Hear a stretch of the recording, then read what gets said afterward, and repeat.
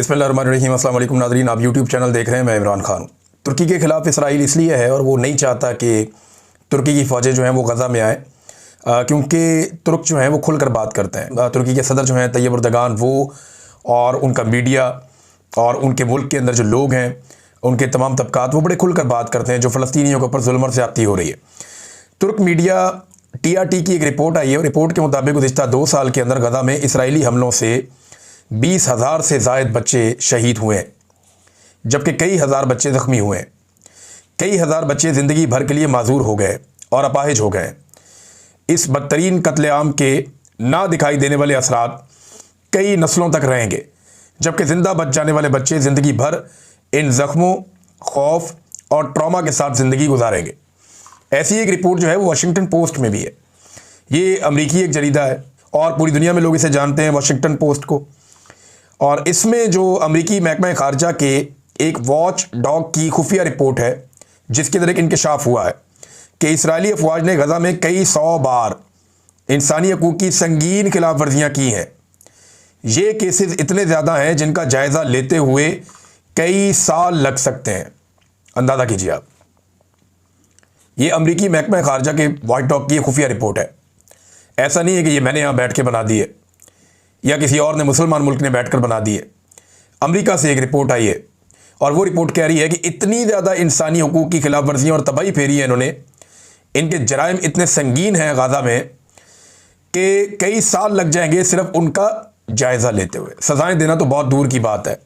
तो इसलिए मगरबी ममालिक जो है वो पूरी तरह से हिले हुए हैं और वो बार बार आवाज़ उठा रहे हैं कि आप इम्यूनिटी नहीं दे सकते। ये जितना कत्लेआम हुआ है गज़ा के अंदर, इसका जवाब भी तो किसी ने देना या नहीं देना। 1 लाख के करीब लोग जो हैं वो शहीद हो गए हैं, बेशुमार लोग जो हैं वो ज़ख्मी हो गए हैं, सारी ज़िंदगी के लिए माजूर हो गए हैं। जो बाकी बचे हुए लोग हैं वो ज़हनी मरीज़ बन गए हैं, उन्हें एक अजीबोगरीब किस्म के ट्रॉमा में मुब्तला कर दिया गया है। लेकिन इसके बावजूद अभी तक तो इंसाफ होता हुआ दिखाई नहीं दे रहा। नाज़रीन, मैंने आपको ये खबर दी थी कि राणा सनाउल्लाह साहब झूठ बोल रहे हैं। अब ज़रा हक़ाइक़ मज़ीद सामने आ गए। राणा सनाउल्लाह साहब ये कह रहे थे कि हमास ने खुद कह दिया कि वो गैर मुसल्लह होना चाहता है, तो फिर हमें क्या एतराज़ है, हम जाके गैर मुसल्लह कर देंगे। यानी कहने का ये मतलब है ना, देखें, वफाकी वज़रा TV चैनल्स पे बैठ के ये कह रहे हैं कि हमारी फ़ौज जब जाएगी गज़ा में तो वो क्रॉस बॉर्डर टेररिज्म को रोकेगी। तो दहशतगर्दी कौन करता है? इसराइल तो दहशतगर्दी नहीं करता, वो तो सारी दुनिया कहती है वो नहीं करता।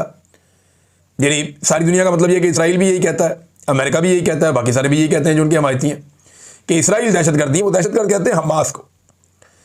तो पाकिस्तानी वजीर ये कह रहे हैं कि हमास को रोका जाएगा कि वो दहशतगर्दी इसराइल के ऊपर ना कर सके। यानी मुजामत को दहशतगर्दी कहना हमने शुरू कर दिया, नंबर 1। नंबर दूसरा नुकता इसके अंदर यह है कि वो ये दावे कर रहे हैं कि गैर मुसल्लह करने का काम जो है ये फौज करेगी, जिसमें पाकिस्तानी फौज भी शामिल है। हमास की हमायत से लेकर हमास को गैर मुसल्लह करने की फिजिकल एफर्ट तक पाकिस्तान की मिलिट्री एस्टेब्लिशमेंट अगर पहुंची है, तो इसको आप पॉलिसी में तब्दीली नहीं कहेंगे तो क्या कहेंगे? कायद-ए-आज़म ने जो पॉलिसी बनाई थी उसको तो यकसर तब्दील कर दिया गया। नवाज शरीफ इसके ऊपर बिल्कुल मुंह में उंगली दबा के बैठे हुए हैं। भाई नवाज शरीफ को बोलना चाहिए ना, बताना चाहिए कि भाई ये क्या हो रहा है, नवाज शरीफ इसके हक में है या खिलाफ है। शहबाज शरीफ तो चलो वो तो ना 3 में ना 13 में जो फील्ड मार्शल कहते हैं वही कर देता है, लेकिन ये बाप बेटी जो है वो चुप करके बैठे हुए। माजी में इनके ऊपर इल्ज़ामात लगते रहे हैं कि ये ताल्लुकात बना रहे थे इसराइल के साथ उस वक्त जब ये इमरान खान को इसराइली एजेंट करार देते थे। बहरहाल राणा सनाउल्लाह साहब का झूठ कैसे पकड़ा गया, ज़रा ये मैंने आपको कल भी बताया था, अब ज़रा तफसीलात आपके सामने रखता हूँ। राणा साहब ने कहा कि मुआहदे पे तो हमास ने दस्तखत किए हुए हैं। तो जनाब, हमास ने उस मुआहदे पे दस्तखत नहीं किए जिस पे आपने दस्तखत किए हैं या जो ट्रंप साहब लेकर आए थे। हमास ने जहाँ दस्तखत किए हैं, ज़रा ये गौर कीजिएगा आप, ये बिल्कुल वैसा ही झूठ है जो पंजाब हुकूमत ने उस वक्त बोला था जब TLP के खिलाफ इन्होंने मुरीदके में अटैक किया। इन्होंने कहा जनाब वहाँ तो मिठाइयाँ बांटी जा रही हैं। ताहिर अशरफी साहब आ गए मुंह उठा के, उन्होंने कहा जी वहाँ तो मिठाइयाँ बांटी जा रही हैं मस्जिद अक्सा में, गाज़ा में। भाई 70-80 हज़ार लाशें उठा के कौन मिठाइयाँ बांटता है? भाई आपके घर के बहुत सारे लोग मारे जाए और बाद में आपको कहा जाए अभी आपको मारना बंद करें थोड़ी देर के लिए तो आप मिठाइयाँ बांटेंगे। ताहिर अशरफी साहब, आप सोचें आपके ख़ानदान में 100 लोग हैं, 100 में से 50 आदमी मार देता है इसराइल, और मारने के बाद वो कहते हैं जी बाकी 50 को मैं अभी नहीं मारूंगा, तो आप मिठाइयाँ खाएंगे सारे बैठ के। ये मिठाइयाँ जिसने बंटवाई हैं, जैसे बांटी गई हैं, जैसे उसकी वीडियोस बनाकर आपको दी गई हैं, ये सब जानते हैं कि ये क्या खेल खेला गया। ताहिर रशीद साहब आ गए थे जनाब को कहने के लिए। पूरी दुनिया में उस वक्त एहतजाज हो रहा था जब TLP वाले पाकिस्तान में एहतजाज कर रहे थे, पूरी दुनिया में हो रहा था, बरतानिया में, साउथ अफ्रीका में, यूरोप में, हर तरफ एहतजाज हो रहा था उन्हीं दिनों में, और सब आवाज़ उठा रहे थे। लेकिन TLP के खिलाफ जो इन्होंने किया, देखिए मैं TLP के बिल्कुल हक में नहीं हूं, मैं उसके बहुत खिलाफ हूं, मैं फिजिकली मेरी उनके साथ झगड़ा हुआ मेरा, और मुझे उनकी पॉलिसी से सख्त इख्तलाफ है। लेकिन इसके बावजूद आप ऐसे घेरा डाल के निहत्ते लोगों को सरेआम हजारों गोलियां आप उनके ऊपर नहीं चला सकते। ये रियासत के मुंह को खून लग गया हुआ है और पागलों की तरह मारा जा रहा है इंसानों को पाकिस्तान में। ऐसा लगता है इन्होंने आबादी कम करने का एक तरीका और ढूंढ लिया है। अब जरा राना सनाउल्लाह साहब ने जो कहा जरा उसको तो निकाल के आपके सामने रखता हूं। जनाब हुआ ये था कि हमास ने ट्रंप का पेश करदा 20 निकाती मुआहिदा कबूल नहीं किया था। यह है हकीकत, जिसकी वजह से कई मरहलों में मुआहिदा होना तय हुआ था। पहले मरहले के तौर पर सीज फायर और मगवियों की रिहाई थी, दूसरे मरहले में मुर्दा अफराद की लाशों की वापसी थी, और फिर हमास ने कहा था कि जब तक के 2 रियासती हल के वाज़े खदोखाल और मसाइल हल नहीं हो जाते तब तक गैर मुसल्लह होने की शर्त पर बात नहीं होगी और कोई भी गैर मुल्की हुकूमत या इंतज़ाम काबिल कबूल नहीं होगा। ये है हमास का जवाब। राना सनाउल्लाह साहब को ज़रा वो निकाल कर पढ़ा दे कोई, कि वो हमास ने कहा था कि तब तक हम गैर मुसल्लह नहीं होंगे, उसकी कंडीशंस उन्होंने रखी थी और वो कंडीशन तो पूरी नहीं हो रही। फिर ये नए नए झूठ बोलना शुरू कर देते हैं हुकूमती अरकान बात बनाने के लिए।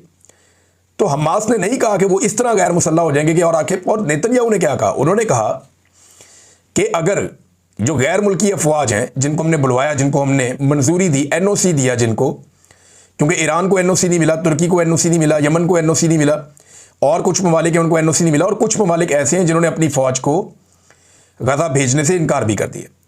लेकिन पाकिस्तान उन मुल्कों में से एक है जिसे NOC दिया है इसराइली हुकूमत ने कि आप अपने फ़ौजियों को गज़ा भेज सकते हैं। तो उन फ़ौजियों के बारे में नेतन्याहू ने कहा कि गैर मुल्की फ़ौज या तो हमास को निहत्ता करेगी या फिर ये काम हम खुद करेंगे, और वो बार बार अटैक करते भी हैं। यानी उनके दिमाग में ये बात बैठी हुई है कि जब दिल करेगा वो अटैक कर देंगे और इससे कोई फ़र्क नहीं पड़ता। एक और नाज़रीन ज़रा बड़ी खबर है, ये खबर आप देखिए, आपको हैरत होगी। ये एहतजाज के जो मनाज़िर हैं, ये जो मैं आपको दिखा रहा हूँ कितने ज़्यादा लोग हैं, ये यरूशलेम में है। यरूशलेम जहाँ पे इसराइल ने अभी फ़िलहाल अपना कंट्रोल किया हुआ है, यहाँ पे इसराइली फ़ौज कंट्रोल करती है, उनकी पुलिस कंट्रोल करती है। मुसलमानों का दारुल हुकूमत इस जगह को होना है।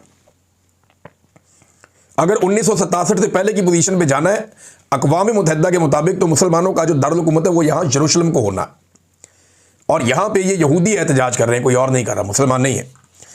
बड़ी तादाद में यहूदी आर्थोडॉक्स निकले हैं और उन्होंने इसराइली हुकूमत की एक पॉलिसी के खिलाफ एहतजाज किया है। और पॉलिसी क्या है कि जनाब यहाँ पे जो फ़ौज में भर्तियाँ की जाती हैं ना, अब इसराइल ने तरीकाकार बनाया हुआ है, सबको फ़ौज में भर्ती कर लेते हैं, वो उसके खिलाफ निकले हैं। और फ़ौज के खिलाफ उनका एक बड़ा तगड़ा एहतजाज है कि जनाब आप ऐसे नहीं हो सकता कि आप हमें, और ये यहूदी ऑर्थोडॉक्स हैं, ये एहतजाज कर रहे हैं। कहाँ कर रहे हैं? यरूशलेम में कर रहे हैं। इनके ऊपर तो गोली नहीं चल रही, ये भी इसराइल के खिलाफ एहतजाज हो रहा है। यानी इसराइल के खिलाफ, इसराइल में एहतजाज हो तो गोली नहीं चलती, बंदे नहीं मारे जाते। कितनी बड़ी तादाद में लोग बाहर आ गए। अब इतनी तादाद में लोग जब तहरीक लबैक बाहर लेकर आई तो उनके ऊपर गोली चल गई, PTI लेकर आई तो उन पर गोली चल गई। तो पाकिस्तान के अंदर आप ये करेंगे तो आपके खिलाफ एक्शन होगा, वहां आप ये करेंगे तो फिर आपके खिलाफ एक्शन नहीं होगा। इसराइल के अंदर इसराइल के खिलाफ एहतजाज हो सकता है, लेकिन पाकिस्तान के अंदर इसराइल के खिलाफ एहतजाज नहीं हो सकता। फजलुर रहमान साहब ने एक तकरीर की है हाल ही में, ख़त्म नबूवत कॉन्फ्रेंस थी एक, लेकिन फजलुर रहमान साहब की तकरीर मैंने सुनी है, उसमें भी उन्होंने कोई मज़ा नहीं आया। वो इस हवाले से खुलकर आ नहीं रहे फजलुर रहमान साहब कि पाकिस्तानी फ़ौज को गज़ा में जाना चाहिए या नहीं जाना चाहिए। फजलुर रहमान साहब कोई क्लियर लाइन नहीं ले रहे। और मैंने आपको बताया था कि फजलुर रहमान साहब अगर लेंगे भी तो बड़ी बारीक वारदात डालेंगे और इस रजीम की सहूलतकारी करेंगे। ये फ़ौज गज़ा भेजना चाहें, जहाँ मर्जी भेजना चाहें, इनको खुली छूट है फजलुर रहमान की जानिब से, जमात इस्लामी की जानिब से।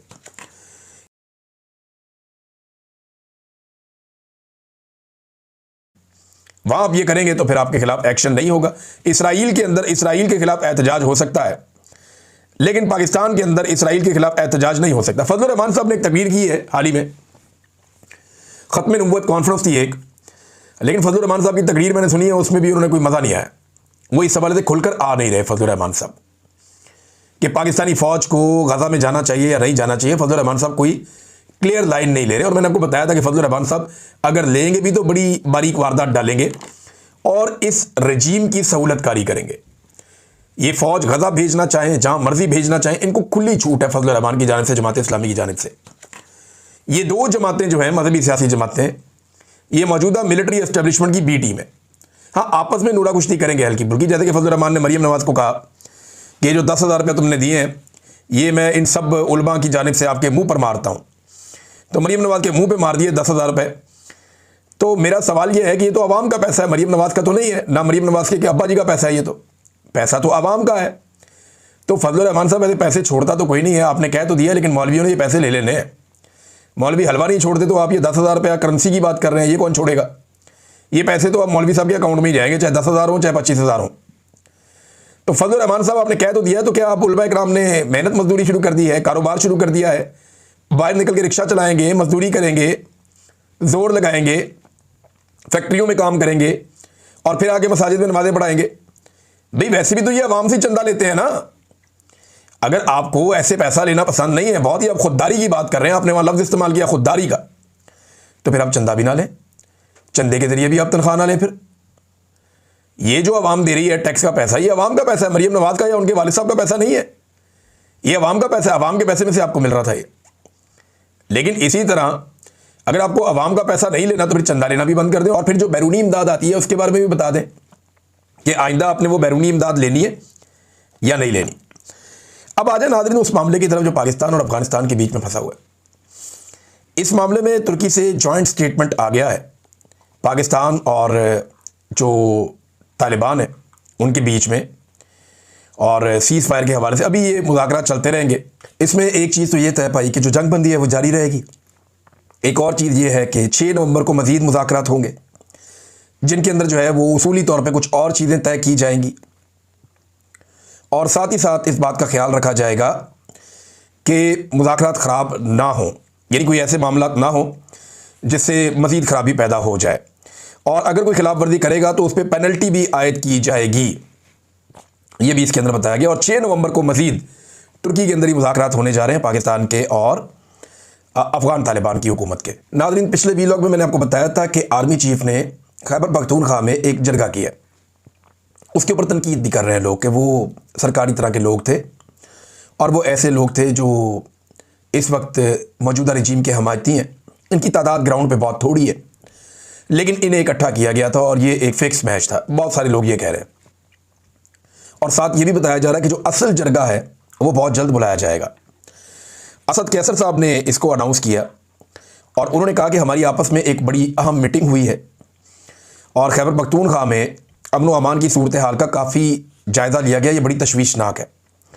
वज़ीर आला खैबर पख्तूनख्वा सूबे की पार्लिमानी रवायत के मुताबिक तमाम स्टेक होल्डर्स, सियासी जमातों, साबिक वज़राए आला, साबिक गवर्नर्स, बार कौंसल्स समेत हर मकतब फ़िक्र के नुमाइंदों को, नहीं तालिब इल्म भी आ जाएंगे, उलमा इकराम भी आ जाएंगे, एक बड़ा जरगा मुनक्कद करने जा रहे हैं।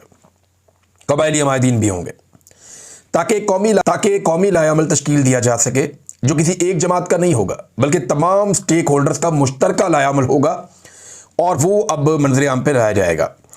नाज़रीन खैबर पख्तूनख्वा में एक और तनकीद भी हो रही है कि जरगा करना जो है वो इदारों का काम नहीं होता, पब्लिक डीलिंग जो है वो इनका इस तरह से काम नहीं है, जरगा नहीं कर सकते। किसी जगह पे कोई लड़ाई हो रही है तो वहाँ थोड़ी बहुत मैनेजमेंट मौके के ऊपर हो सकती है, लेकिन ये इनका काम नहीं है। सरकारी अफसरान को खुद को इन मामला से अलग रखना चाहिए और ये काम अवामी नुमाइंदों का है। रियासत का काम है कि वो फैसला करे, और रियासत जो है वो फ़ौज रियासत नहीं होती, वो फ़ौज रियासत का एक जो सतून है उस सतून का एक छोटा हिस्सा है, बस। फ़ौज रियासत नहीं होती तो आर्मी चीफ अपने तौर पे वो फैसला नहीं कर सकते कि रियासत ये चाह रही है वो चाह रही है। ये एक्चुअली जो अवामी मुंतखब नुमाइंदे या जो रियासत पाकिस्तान है जिन्हें अवाम ने लाकर बैठाया, वो लोग ये फैसला करेंगे कि क्या करना है, और वो जरगा होने जा रहा है। जल्दी जब वो जरगा होगा तो चीज़ें मज़ीद क्लैरिटी में आ जाएंगी। नाज़रीन सहाफ़ियों के हवाले से एक रिपोर्ट आई है और बड़ी खौफनाक रिपोर्ट है। ये फ्रीडम नेटवर्क की सालाना रिपोर्ट आई है और सालाना इम्प्यूनिटी रिपोर्ट 2025 जारी की गई है फ्रीडम नेटवर्क की जानिब से। उसमें बताया गया कि पाकिस्तान में गुज़िश्ता की निस्बत 2025 में सहाफ़ियों के ख़िलाफ़ हमलों में और जराइम में 60% तक का इजाफा हो गया है। सहाफ़ियों के लिए जो है ना वो पाकिस्तान को एक ऐसा मुल्क बना दिया गया है जहाँ पे सहाफ़त हो ही नहीं सकती। दुनिया का दूसरा बदतरीन मुल्क है पाकिस्तान सहाफ़ियों के लिए, एक मादी करीब में एक रिपोर्ट आई थी, उस रिपोर्ट के मुताबिक अरशद शरीफ, साबिर शाकिर, मुईद पीरजादा, वजाहत सईद, शाहिद असलम, बहुत सारे और लोग, जुबैर, ये सारे पाकिस्तान छोड़कर चले गए। क्यों? अहमद दुरानी साहब भी चले गए।